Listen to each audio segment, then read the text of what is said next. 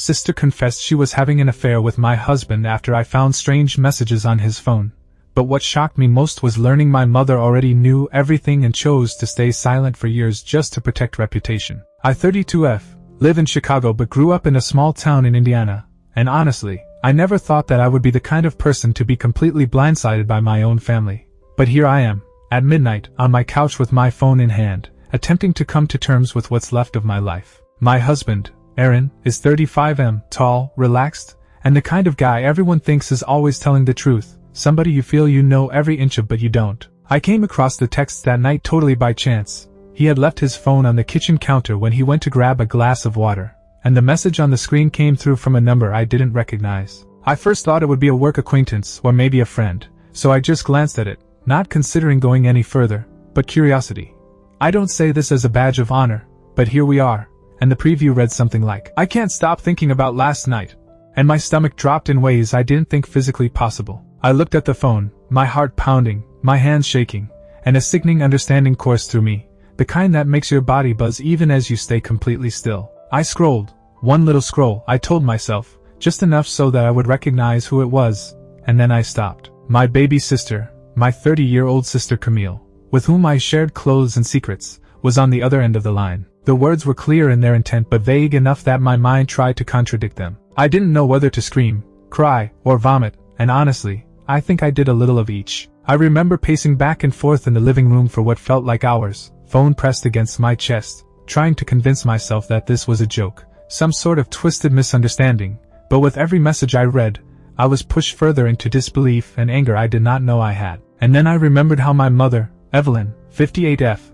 always behaved as if she had this perfect, impenetrable control of our family. Evelyn, who made sure our town did not hear a thing that would bring us shame, who had decades of practice arranging the demeanor of a good, polite, respectable family while staying mum about the fights, the drinking, the mistakes. Maybe she already knew. Maybe she stood watching me fall in love, watching Aaron and Camille flirt, knowing it was happening in secret behind my back, and doing nothing at all. Just that alone spun me around. I think about my sister when I was a kid, how we fought over ridiculous things like who got to sit in the front seat, who got to pick the channel on the TV, and how she could be so sweet one moment, and so immature the next. I remembered that summer when we were 12 and 15, and she borrowed my favorite dress without asking, telling me I never wore it anyway, and Mom never saying a word. And now, deep in the back of my mind, I saw that maybe her ability for manipulating situations was honed over years under Mom's quiet, calculating gaze. I couldn't even look at Aaron when he came back into the kitchen. He had no idea I knew yet, and I was furious and crying at the same time. The first thing I ejected was, "Is this true?" And he froze, hands in the air, eyes wide, and I could see the truth in his hesitation, the shame, the fear, but it didn't make the betrayal hurt any less. Camille rang up that night, and I answered it, shaking, voice trembling, trying to suppress the anger I had burning just beneath the surface. And she didn't lie to me, didn't even blink, she just said, "I didn't want you to hear it like this, but it's true." And I remember my knees giving way because I wanted to scream, I wanted to hit her, I wanted to leave the house.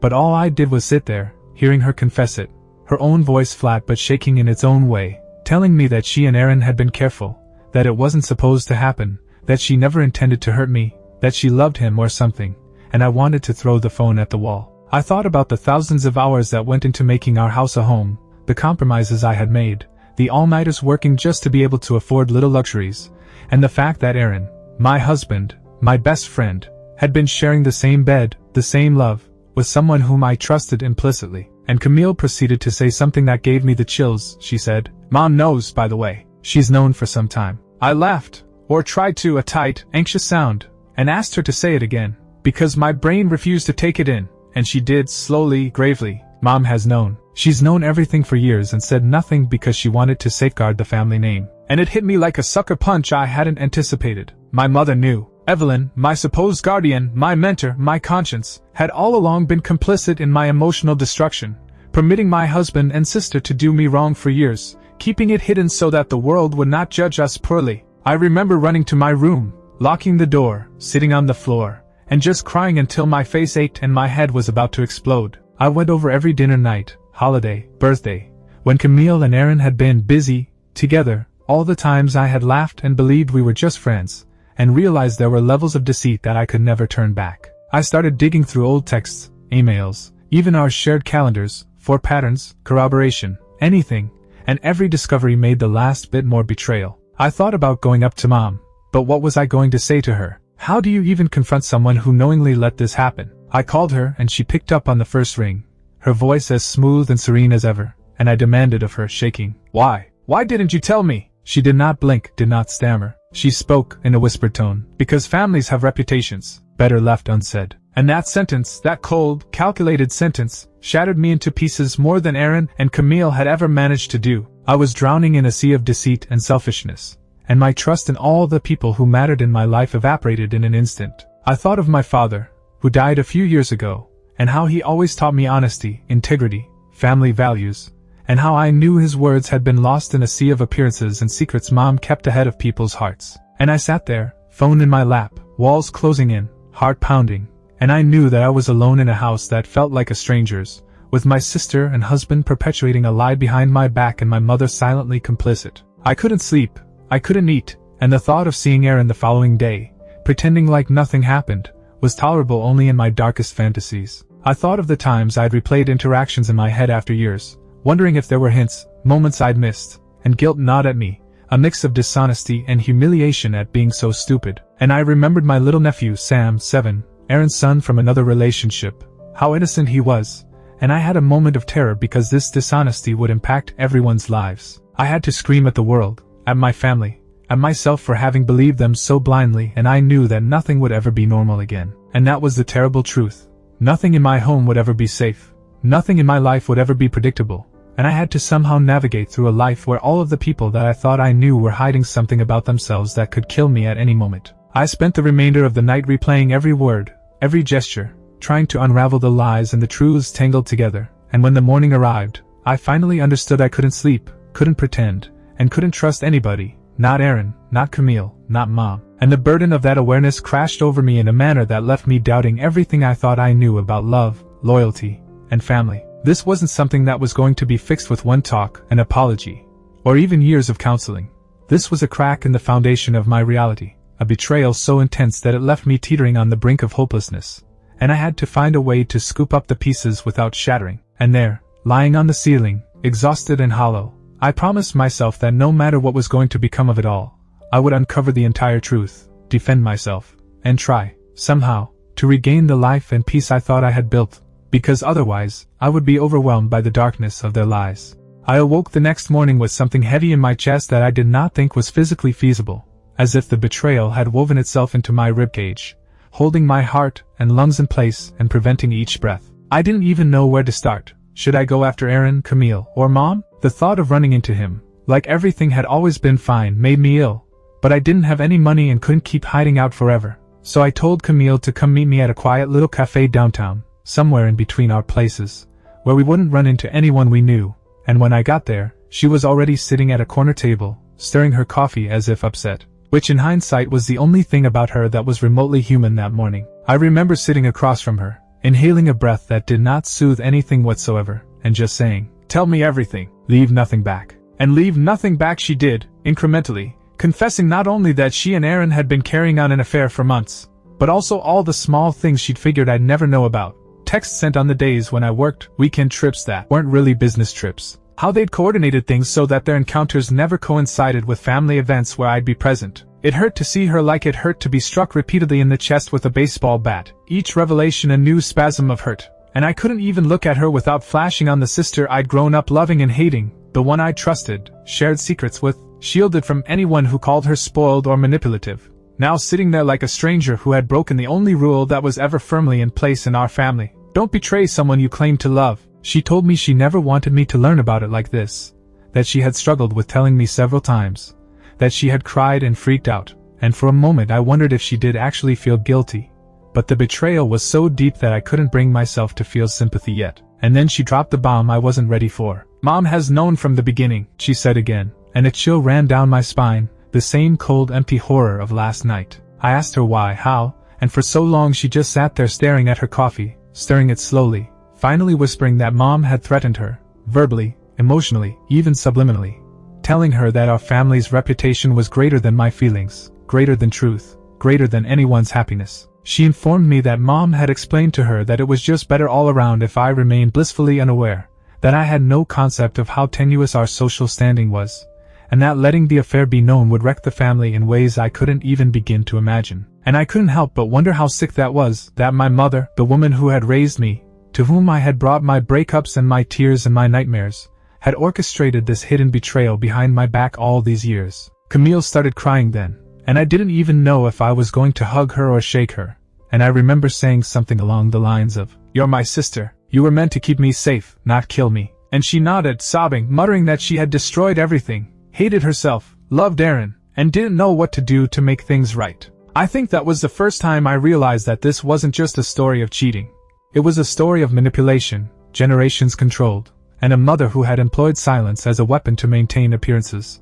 And my whole childhood, the face of our family, the way that I had believed in Mom to guide me, seemed to be built on sand, a foundation that could collapse at any time. I'd walked out of the cafe after closing up, numb, along the streets of Chicago at dawn, feeling disconnected from all of them, from my friends, from my husband, from the sister I'd loved, from the mother who'd raised me and whose decisions had delivered the worst betrayal of my adult life. I returned home and Aaron was already awake, pretending everything was okay, making coffee, reading the paper, and for a moment I didn't have the heart to speak, didn't have the strength to confront. But then I told him, "We need to talk," and his eyes widened, face blanched, and I knew he'd been wishing I'd never discover how far along it was. We were in the living room, sunlight streaming through the blinds, and I can remember my voice shaking as I asked him why, when, and how he would do this to me, and he tried to explain it, fight with his words, apologize, say that he loved me, that it was not supposed to happen like this.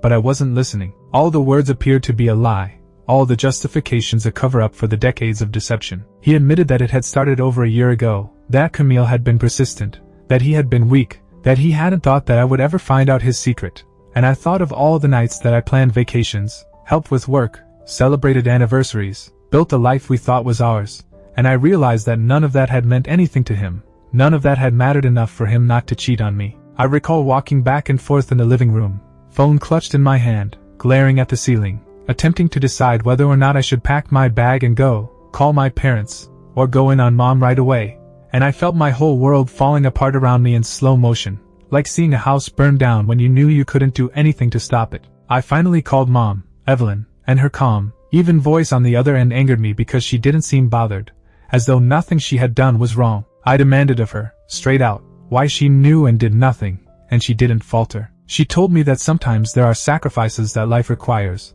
that appearances and reputations are stronger than truth, and that defending the family was defending the name of it, and not its members. I asked her if she ever thought about my feelings, my marriage, my life, and she paused for the first time, the blink of an eye, before replying, "Those are secondary considerations, you will see one day." And I realized at last in that moment that Evelyn had never held honesty in the same esteem as I had, that love within this family was always based on appearance, and that any trust one had placed in her was ill-placed. I curled up on the couch, quietly crying, shaking. As Aaron reached to touch my hand, Camille's text coming through on my phone with apologies, explanations, confessions, and I was overwhelmed with a jumble of emotions I couldn't even begin to name: anger, grief, shock, numbness, confusion, and a sense of loss that seemed it would never abate. I thought of the life I had established, the plans I had made, the trust one had so readily placed, and I knew it was all shattered by the ones I loved most. And I thought of the little things, the holidays, birthday parties, dinner at my family's house, moments of laughter now contaminated with deception, and I wondered if any of it had ever truly been there. I considered leaving, going somewhere far away and starting over, but the thought of breaking down my house, my routines, my life, was abhorrent, and I understood that no matter what I decided to do, the impact of this treachery would linger with me for years, like a you can't see but you always feel. Later in the day, I still had it with Camille, this time in my own kitchen, where we'd shared childhood stories, and I tried to ask her questions without screaming, tried to put myself in her shoes, tried to understand what she'd done, and she said it wasn't about lust, that she'd spoken herself into thinking Aaron got her, that she felt trapped by our family circumstances, and Mom had shown her how to help things along behind the scenes, and my blood boiled all over again. Every single word she uttered was another nail driven into my trust coffin shared with my sister and my husband, and I knew that the future would involve having to make impossible decisions, set boundaries, and determine who, if anyone, in my family it was worth saving a relationship with, because after having learned what I did, The old love and loyalty commandments no longer applied. By evening, I was emotionally spent, couldn't eat, couldn't think, all sprawled across the couch while Erin sat wordlessly in front of me, phone buzzing with texts from Camille, and I had to acknowledge to myself that I didn't have a map for how to get through this, didn't know if forgiveness was an option, didn't know if my family would make it through the news of betrayal, and the only thing that I knew for sure was that the people that I trusted most had betrayed me in ways that I hadn't imagined, and the emotional repercussions were just beginning. The rest of the days were a blur of tears, sleepless nights, and constant mental replaying of what I had learned, a broken record I couldn't turn off, and I felt trapped and exposed in my own home, surrounded by people I loved and knew and trusted who had been made strangers in the span of 1 week. Erin attempted to speak to me, standing in front of me at the kitchen table with that same apologetic expression that used to make me melt, but now made me angry enough to have wanted to hurl the closest object in my vicinity at him. He reminded me again that he never meant to hurt me, that he loved me, and that Camille was a mistake, that it was not a question of feelings but of bad judgment and temptation. But I could not make sense of any of it. Every word was a lie due to all the years of deception, because he and Camille had orchestrated clandestine meetups and coded messages when I thought we were building a life together. I thought about confronting Camille again, but even that was impossible without losing my temper out of control. I remembered sitting on the living room floor, knees to chest, phone continuously ringing, texts from Camille pleading for forgiveness, and my own head whirling with pictures from my childhood, family dinners where mom uncompetitively preferred her, whispered warnings to be careful when dealing with people that now sounded intentionally enabling for manipulation. I knew that mom's silence was not one of passivity. It was active complicity in the betrayal. She had allowed this to simmer, grow, and ruin my marriage for the purposes of maintaining a perfect image in the town, the family, and perhaps even herself. I called her back, my voice breaking, demanding answers, and she spoke quietly. Sometimes life makes you choose the lesser evil, and I wanted to scream down the phone, wanted to shake her until she understood the psychic carnage she had wrought. But she held her ground, unmoved, and I knew at that moment that she would never admit fault, would never believe that she had failed me as a mother and as a daughter in the most profound possible way. I started monitoring their interactions, reading bank statements, texts, emails, little things I previously disregarded, and I could see the pattern, the way Camille had always managed to insert herself into moments with Erin, the way mom had stage-managed silence, excusing behavior, making normal something that should have raised red flags. The revelation turned me sick to my stomach, realizing that all family gatherings, all innocent conversations, had been intentional attempts to cover up the truth, and I felt as if I had been living in a house built entirely of illusions. I remember one night, in the dark, holding a water glass in my hand and staring at the floor and thinking about individuals in my life, the self-proclaimed family I once considered my own, and wondering if I ever truly knew them. Camille messaged me saying, "I know I've ruined us, but I hope we can some way make it through this," and I couldn't even manage to get out a response. I wanted to yell, to get her to see the hurt she had caused me, but the words wouldn't leave my mouth. Instead, I replayed it all, reliving Erin's face when he figured it out, Camille's deadpan admission, mom's calm as a cucumber composure, and I felt this overwhelming sense of powerlessness. I started to observe the smallest things, including the fact that Erin would refuse to look at me when I entered a room, the hesitation in Camille's speech on the phone, the fact that mom acted as if everything was fine when she made an unexpected visit. I was certain that every interaction became a minefield, and had no handbook to guide me through it. One evening, after a particularly stressful day at work where I could barely focus on anything because my head kept replaying every interaction, I snapped at Erin again. And this time I asked him why he'd allowed it to go so far, why he hadn't shut it down sooner, why he'd allowed my sister to control him, and for the first time, I heard him cry. Not loudly, but quietly, the kind of muffled crying that made me want to retreat. He told me he had been ashamed, scared, and puzzled, that he loved me and loathed himself for having betrayed me, and that Camille had been merciless, that he had been weak, and that he had not known how to resist. When I heard this, a part of me yearned to pity, to forgive, but the betrayal was too profound, the pain too new, and I recognized that pity was not possible. I thought of my own mother once more, how she'd established the conditions in which this was feasible, how she'd acquiesced to it all these years in silence, and I was overcome with anger and despair that I hadn't anticipated. I started to consider boundaries, what I would and would not tolerate, the prognosis of my marriage, my relationship with my sister, and my trust of my mother, and I realized that what I had to choose would affect not just me, it would reverberate throughout every relationship in my family. Camille phoned a final time that week, begging to meet me in person, and I gave in, although part of me was scared that I would burst when I laid eyes on her. When we sat in the park on a muggy evening when the sun made long shadows, she spoke of Mom again, explaining that Mom had manipulated her, explained that if I were ever to find out, I would hate her, but that she was forced to obey orders to protect the family name, and I felt sick to my stomach because the scope of this deception was unimaginable.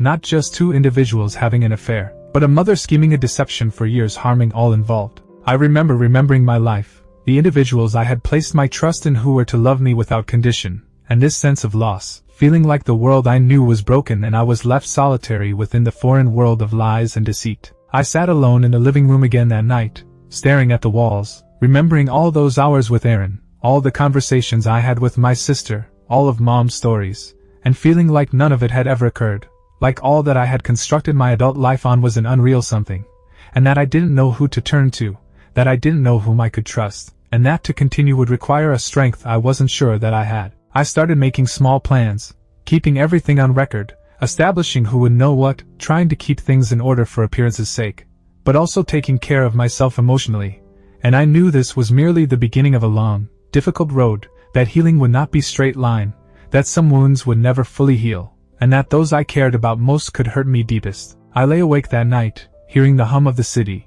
and thought of what it would be like to restore trust, to reclaim my life, to confront my mother's choices, and to forgive in some way, or at least endure, the betrayal of those people I had trusted most. And I knew that things would never be the same, that even if I stayed in my marriage, even if I tried to mend relationships, the shadow of this truth would hover over every conversation, every encounter, every holiday, every birthday, every family gathering for years to come. And I knew then that the path forward would be tricky, painful, and full of moral and emotional decisions that could not be rushed, and that the family that I had once known and loved no longer existed, but instead a broken, fragile web of secrets, lies, and unwritten truths to navigate through or lose myself completely. The following days were perhaps the worst I had to suffer through, such as living in slow motion while my emotions ran wild, and every single detail reminded me of what had happened. Aaron leaving his coffee cup in the wrong place, Camille calling me just to ask how I was in a way that drove me crazy, Mom calling to ask if I needed anything but never saying anything that mattered,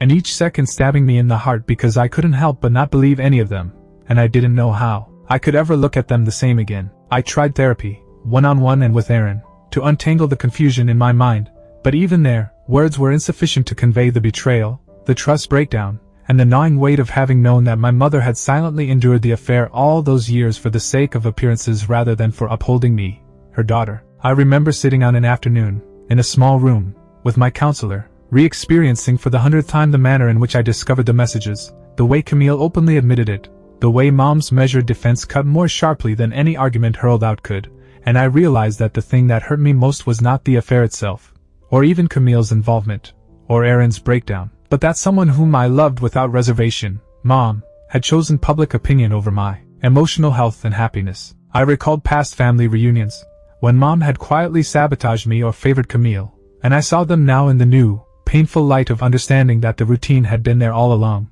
but under the veil of normalcy. I also remembered Camille and Aaron, sitting on either side of our living room as if nothing had happened, and I realized that love is messy, imperfect, and sometimes destructive, and that their true or misguided feelings did not erase the pain they had caused. I had to set boundaries, and that meant difficult conversations, icy silences, and redefining relationships that had felt inseparable. I remember being stood there, forehead to forehead with Mom again, but this time feeling composed where I had previously not, demanding that she explain to me how she could allow this to happen so long, and she responded as coldly, as placidly, repeating the same words again and again.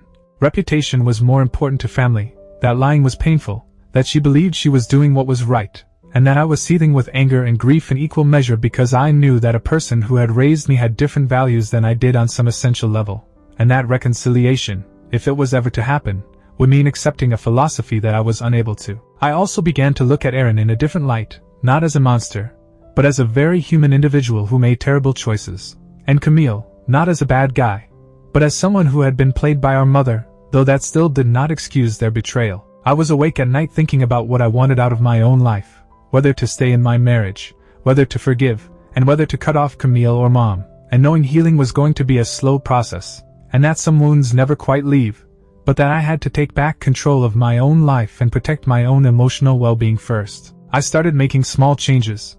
I spent more time alone, journaling, examining my boundaries, thinking about who I would allow into my life and what boundaries I would maintain in order to prevent this kind of betrayal from happening again. I also started grieving for the family I believed I had, the picture-perfect family that never was, and the fact that family members I loved were capable of such immense deception. It hurt, but it also taught me to grow up, to challenge my values, and to recognize that love, family, and responsibility are not simple, and sometimes even those you most dearly love will hurt you in ways that will cause you immense pain. There were moments of anger that exploded out of nowhere, moments when I couldn't even be in the same room as Aaron or Camille without trembling, but there were also moments of reasonableness, when I could see the human frailty behind their acts, and I understood that forgiveness, if not immediate, was possible to some degree if lines are set and responsibility maintained. I also learned to accept that Mom's actions were not under my control, that she had done her actions based on her own interests, and that I couldn't change the past or make her feel guilty as I wished. In those still moments,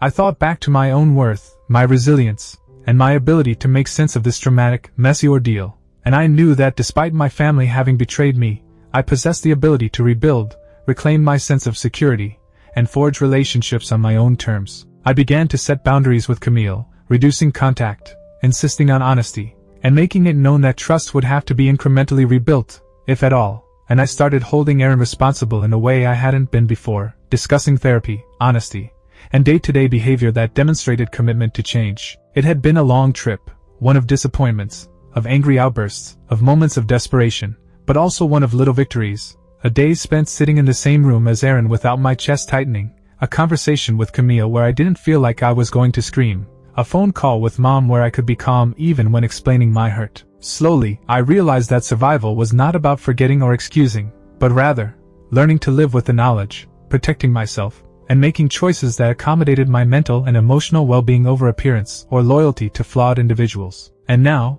sitting in my living room on an evening of quiet as I reflect on the months that have passed since that moment of dawning realization, I know that life would never be the same, that the betrayal has left its mark irreparable, and that the family that I knew exists now only in remembrance and retrospection. But I do sense more and more a feeling of empowerment, of understanding that although I have no control over others' actions, I do have control over how I respond, how I heal, and how I define my own meaning of trust and love in the future. I've learned to accept that some wounds would never close, that some relationships are irreparable, and that the mother I trusted and loved chose reputation over me. But I've also learned that I am capable enough to reclaim my life, set my own boundaries, and protect my heart from hurt. And while the betrayal will always be in my story, now I see it as a turning point. A painful, bitter lesson in human complexity, trust, and self-preservation, and I am slowly coming to navigate the consequences with courage, wisdom, and an allegiance to myself that I never previously recognized. I know there will be days of lingering rage, of doubt, of sorrow, but there are days of clarity, of courage, and of times when I can breathe without the weight of deception crushing me. I've learned that family is complicated, love is messy, and loyalty must be earned, not assumed, and that the truest protection comes from within, from the courage to confront pain, set boundaries, and make choices that honor my own worth and emotional well-being. And I go on, uncertain but resolute, knowing that I will go on walking through this fractured world with what I have gained, weighted with the pain, the transformation, and the knowledge, knowing I survived, and knowing that I am able to keep surviving, whatever may lie ahead.